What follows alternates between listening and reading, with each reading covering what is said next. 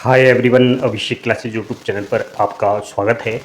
कैसे हो आप सब? आशा करता हूँ, उम्मीद करता हूँ आप सभी अच्छे होंगे। साथियों, भारत देश के अंदर सरकारी जो कर्मचारी है उनके वेतन में बढ़ोतरी होने जा रही है। आज इस वीडियो में उन्हीं में से एक सरकारी कर्मचारी ग्रामीण डाक सेवक जीडीएस की वेतन वृद्धि को लेकर के भी हम बात करने जा रहे हैं कि 8वां वेतन आयोग लागू कर दिया है भारत सरकार ने, और यहाँ पर जीडीएस के वेतन में वृद्धि कितनी होगी। नया जो अपडेट आया है 8th पे कमीशन को लेकर के, वह भी आपको जानने को मिलेगा। तो प्लीज़ इस वीडियो को लास्ट तक देखें, अच्छे से समझें और फिर दूसरों को भी समझाएं। सभी युवा भाई बहन बोर्ड पर ध्यान देना और ध्यान से सुनना सभी बातें। देखो, इंडिया पोस्ट ऑफिस में जो ग्रामीण डाक सेवक यानी जीडीएस कर्मचारी लगे हुए हैं, उनको यही खुशखबरी है कि 8वें वेतन आयोग पर बड़ी खुशखबरी आई है। क्या खुशखबरी है कि आप सबको सबसे पहले तो ये पता होना चाहिए कि जब जब वेतन आयोग लागू हुए हैं तब तब फिटमेंट फैक्टर्स भी आया है। फिटमेंट फैक्टर को लेकर के बेहतरीन तरीके से गुड न्यूज है आप सभी को। 3.83% यहाँ पर फिटमेंट फैक्टर्स लागू होने की बात की गई है। हाल ही में NCJCM जो है स्टाफ साइड यानी NCJCM ने सरकार को अपनी मांगे भेजी है। मुख्य मांगे भी आपको बताऊंगा, लेकिन उससे पहले आप कहोगे सर NCJCM क्या है, तो आप लोगों को बता दूं कि NCJCM का जो काम होता है वो होता है सैलरी बढ़ाने की मांग करना, भत्तों पर बात करना, जैसे कि कोई अलाउंसेज होते हैं उन पर बात होती है तो ये बात करते हैं, काम की स्थिति सुधारने की बात करना, एंड से वेतन आयोग यानी कि पे कमीशन के लिए सुझाव देना। मैं समझता हूं एक यह मंच होता है जिसमें सरकारी कर्मचारी और सरकार मिलकर के कर्मचारियों से जुड़े मुद्दे पर चर्चा करते हैं। और जब NCJCM ने भारत सरकार से अपनी बात रखी है तो मैं समझता हूं इससे अच्छी खुशखबरी हमें मिल ही नहीं सकती। फाइनली जब NCJCM इस तरीके से बात कर रहा है कि फिटमेंट फैक्टर्स 3.83% हो जाए तो फिर ये होकर ही रहेगा।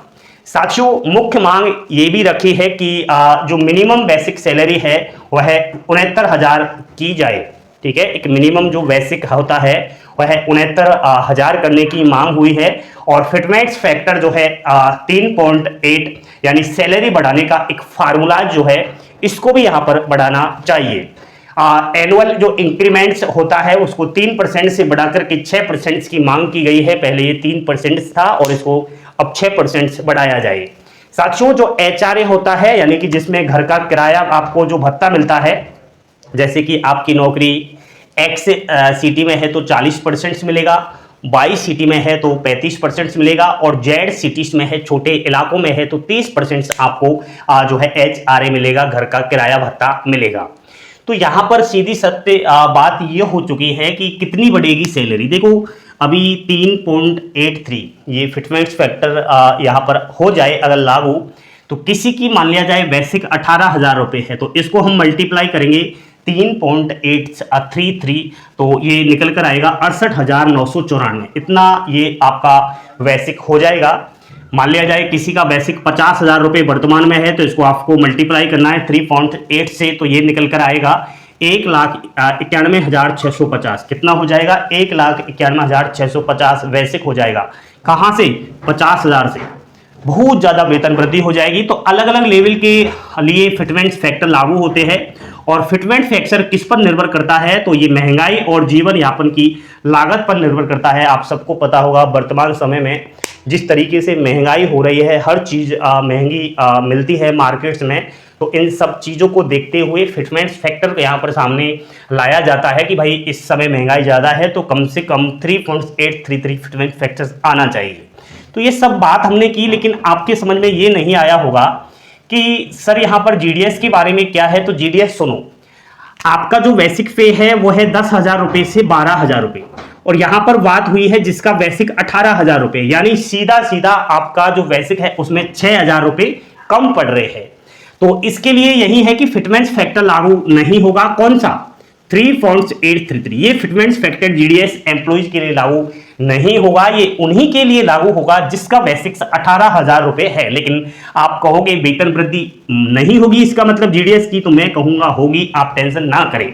लेकिन अगर आपको 68,994 रुपए पर मंथ चाहिए, आपको फिटमेंट्स फैक्टर 3.8 चाहिए, तो इसके लिए आपको जीडीएस से एमटीएस, पोस्टमैन और मेलगार्ड बनना होगा। सर हाँ, वर्तमान में हम जीडीएस कर्मचारी है और हम चाहते हैं कि हमारा बेसिक 18,000 हो जाए, उसमें फिटमेंट्स फैक्टर लागू हो जाए, फिर डायरेक्ट हमारी सैलरी जो बेसिक है वो 68,994 रुपए हो जाए, तो होगा तो तभी आप एमटीएस बनना। तो एमटीएस बनने के लिए डिपार्टमेंटली एक एग्जाम होता है, जीडीएस टू एमटीएस, पोस्टमैन और मेलगार्ड प्रमोशन के लिए।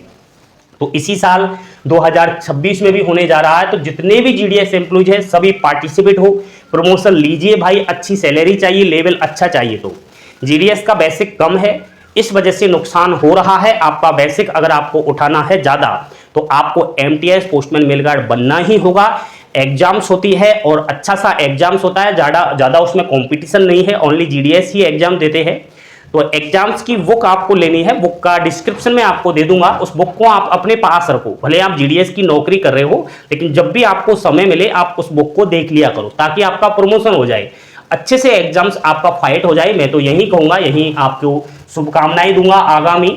और जितने भी इस साल 2026 का एलडीसी डिपार्टमेंटली प्रमोशन के लिए जीडीएस एम्प्लॉयज एग्जाम देंगे, उनको एडवांस में शुभकामनाएं, बेस्ट ऑफ लक्स। आप जरूर इसमें पास होंगे, ये मेरी दुआएं हैं। और बाकी तो साथियों, आप लोगों के लिए यही कहूंगा कि 8वें वेतन आयोग को लेकर के जितने भी एम्प्लॉयज है जो इंतजार कर रहे थे, तो उनके लिए गुड न्यूज है। 3.83 फिटमेंट फैक्टर लागू होने जा रहा है। अभी ये सरकार ने मांग जो है नहीं मानी है, लेकिन एनसीजेसीएम ने ये अपना सुझाव जो है सरकार के सामने रखा है। तो आपका जो भी जान पहचान वाला है भाई, उनको बता देना जिसका बेसिक 18,000 रुपए है, ताकि उसको भी पता चल जाए कि भाई बल्ले बल्ले होने वाली है। ठीक है, तो बने रहे अभिषेक क्लासेज जीडीएस, तो बने रहे अभिषेक क्लासेज यूट्यूब चैनल पर। थैंक यू, धन्यवाद। जय हिंद, जय भारत।